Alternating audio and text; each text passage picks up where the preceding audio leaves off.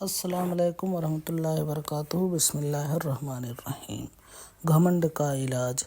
گھمنڈ اور تکبر کا علاج یہ ہے کہ غریبوں اور مسکینوں کی صحبت میں رہنے لگیں اور ان لوگوں کی خدمت کریں، تواضع و انکساری کا طریق اختیار کریں اور اپنے دل میں یہ ٹھان لیں کہ میں ہر مسلمان کی تعظیم اور اس کا اعزاز و اکرام کروں گا، خواہ اس کے کپڑے کتنے ہی میلے کیوں نہ ہوں، میں اس کو اپنے برابر بیٹھاؤں گا۔ اور ہر وقت اس کا دھیان رکھیں کہ خداوند کریم کا شکر ہے کہ مجھ کو اس نے دوسروں سے اچھا بنا دیا ہے، لیکن وہ جب چاہے مجھ کو سارے جہان سے بدتر بنا سکتا ہے۔ اپنی کمتری اور کوتاہی کا خیال اگر دل میں جم گیا تو تکبر کا بھوت لاکھوں کوس دور بھاگ جائے گا۔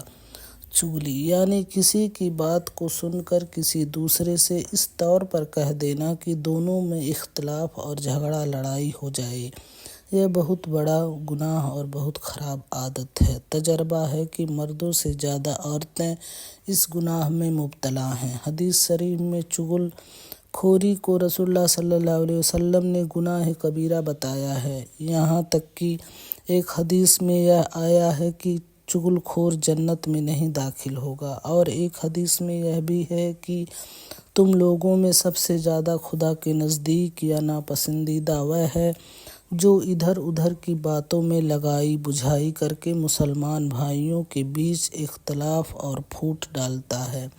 اور ایک حدیث میں یہ بھی فرمان رسول ہے کہ چغل خور کو آخرت سے پہلے اس کی قبر میں عذاب دیا جائے گا۔ اس کے علاوہ چغلی کی برائی کے بارے میں بہت سی حدیثیں آئی ہیں۔ مسلمان بھائیوں اور بہنوں، کسی کی کوئی بات سنو تو خوب سمجھ لو کہ تم اس بات کے امین ہو گئے۔ اگر دوسروں تک اس بات کے پہنچانے میں کوئی دین و دنیا کا فائدہ ہو جب تو تم ضرور اس بات کا چرچا کرو، لیکن اس بات کو دوسرے تک پہنچانے میں دو مسلمانوں کے درمیان اختلاف اور جھگڑے کا اندیشہ ہو تو خبردار ہرگز کبھی بھی اس بات کا چرچا نہ کرو، نہ کسی دوسروں سے کہو، ورنہ تم پر امانت سے خیانت کرنے اور چغل خوری کا گناہ ہوگا، اور اس گناہ کا دنیا میں بھی تم پر یہ بوال پڑے گا کہ تم سب کی نگاہوں میں بے وقار اور ذلیل و رسوا ہو جاؤ گے، اور آخرت میں بھی عذاب جہنم میں حقدار ٹھہرو گے۔ غیبت، کسی کو غائبانہ برا کہنا یا پیٹھ پیچھے اس کا کوئی عیب بیان کرنا، یہی غیبت ہے۔ چنانچہ ایک حدیث میں ہے کہ حضور علیہ السلام نے صحابہ کرام سے فرمایا کہ کیا تم لوگ جانتے ہو کہ غیبت کیا چیز ہے؟ صحابہ نے کہا کہ اللہ اور اس کے رسول زیادہ جاننے والے ہیں۔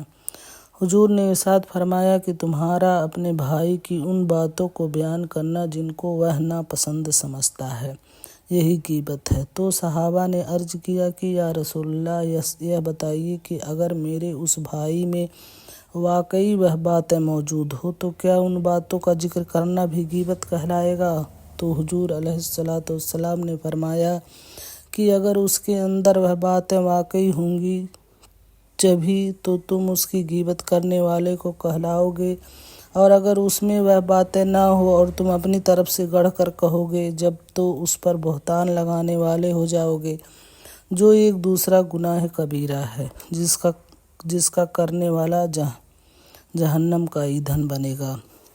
یاد رکھو کہ غیبت اتنا بڑا گناہ ہے کہ حضور صلی اللہ علیہ وسلم نے یہاں تک فرمایا کہ الغیبۃ اشد من الزنا، یعنی غیبت زنا سے بڑا گناہ ہے۔ حضور علیہ السلام کا یہ بھی ارشاد ہے کہ میں نے معراج کی رات میں کچھ لوگوں کو اس حال میں دیکھا کہ وہ جہنم میں اپنے ناخنوں سے اپنے چہروں کو کھرچ کر نوچ رہے ہیں۔ میں نے حضرت جبریل علیہ السلام سے پوچھا کہ یہ کون لوگ ہیں؟ تو انہوں نے بتایا کہ یہ وہ لوگ ہیں جو دنیا میں لوگوں کی غیبت اور آبرو ریزی کیا کرتے تھے۔ یاد رکھو کہ پیٹھ پیچھے کسی آدمی کی ان باتوں کو بیان کرنا جن کو وہ پسند نہیں کرتا، یہ غیبت ہے، خواہ اس کا کوئی ظاہری عیب ہو یا باطنی، اس کا پیدائشی عیب ہو یا اس کا اپنا پیدا کیا ہوا عیب ہو، اس کے بدن، اس کے کپڑے، اس کے خاندان و نسب، اس کو اقوال و افعال، چال ڈھال، اس کی بول چال، غرض کسی عیب کو بھی بیان کرنا یا طعنہ مارنا، یہ سب غیبت ہی میں داخل ہے۔ لہٰذا اس غیبت کے گناہ سے ہر مسلمان مرد اور عورت کو بچنا لازم اور ضروری ہے۔ قرآن مجید میں اللہ تعالیٰ نے ارشاد فرمایا ہے کہ وَلَا يَغْتَبْ بَعْضُكُمْ بَعْضًا أَيُحِبُّ أَحَدُكُمْ أَن يَأْكُلَ لَحْمَ أَخِيهِ مَيْتًا فَكَرِهْتُمُوهُ، اور ایک دوسرے کی غیبت نہ کرو۔ کیا تم میں کوئی یہ پسند کرے گا کہ اپنے مرے ہوئے بھائی کا گوشت کھائے؟ تو تمہیں یہ گوارا نہ ہوگا۔ مطلب یہ ہے کہ غیبت اس قدر گھناؤنا گناہ ہے جیسے اپنے مردہ بھائی کا گوشت کھانا۔ تو جس طرح تم ہرگز یہ گوارا نہیں کر سکتے کہ اپنے مرے ہوئے بھائی کی لاش کا گوشت کاٹ کر کھاؤ، اسی طرح ہرگز کبھی کسی کی غیبت مت کیا کرو۔ ملتے ہیں اگلے موضوع کے ساتھ، تب تک کے لیے اللہ نگہبان۔